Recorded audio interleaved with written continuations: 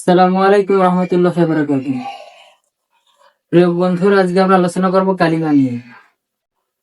তো আরবি ব্যাকরণ জানতে হলে কালিমা জানা অত্যন্ত জরুরি। তো আজকে আমরা জানবো কালিমা কাকে বলে, কত প্রকার এবং কি কি। আপনারা যারা আমার চ্যানেলটি সাবস্ক্রাইব করেননি, আপনারা সাবস্ক্রাইব করে নিন। তো আসুন মূল ভিডিওতে যাওয়া যাক।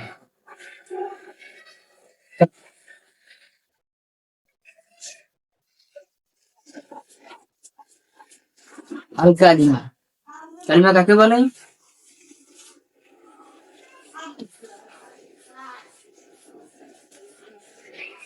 যা একক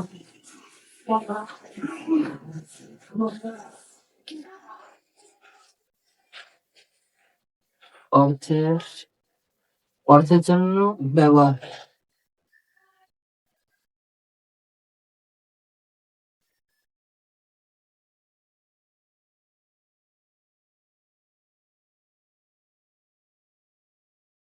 ব্যবহার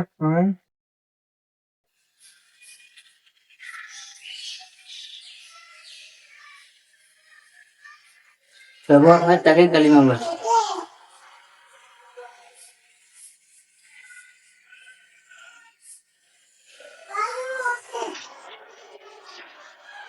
আর কালিমা তো বলে।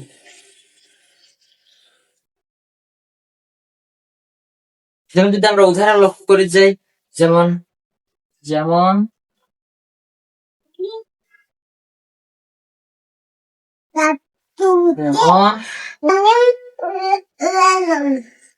যেমন মোহাম্মদ, অর্থ কি? মোহাম্মদ, মোহাম্মদ, হ্যাঁ,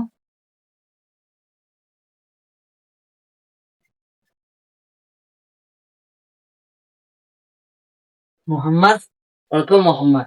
তাই মোহাম্মদ কি একক অর্থের জন্য ব্যবহার হচ্ছে। মোহাম্মদ মোহাম্মদ কিতাবুন, কিতাবুন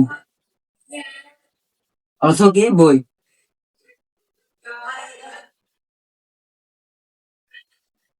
অর্থ হচ্ছে বই। তা আমরা জানলাম কালিমা যা একক অর্থের জন্য ব্যবহার হয় তাকে কালিমা বলে। যেমন মোহাম্মদ, এই মোহাম্মদকে একক অর্থের জন্য ব্যবহার হচ্ছে, সেজন্য এটি কালিমা। কিতাব অথবা বই, এটা একক অর্থের জন্য ব্যবহার হচ্ছে, সেটা হচ্ছে কালিমা। এই কালিমা কত প্রকার? কালিমা 3 প্রকার। তো আমি এগুলো মুছে নিচ্ছি।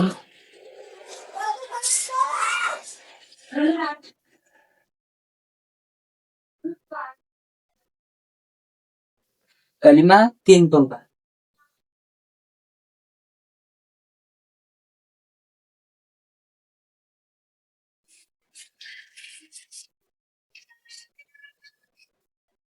তিন প্রকার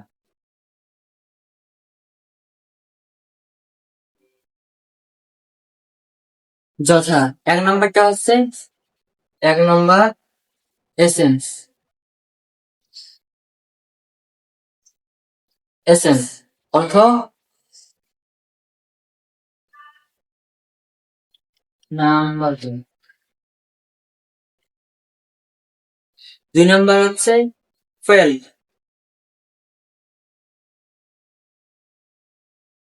ফেল অর্থ ক্রিয়া রয়েছে।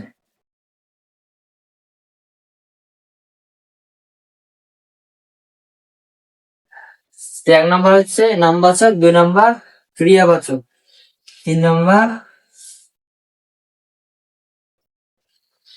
হার্ফ অর্থ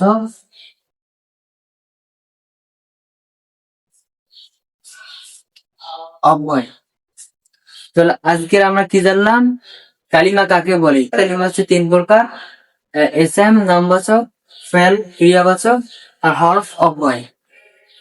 তো আজকের ভিডিও আমরা এখানেই সমাপ্ত করব, এবং পরবর্তী ভিডিওতে আপনারা দেখতে পারবেন যে এসএম এর বিস্তারিত আলোচনা।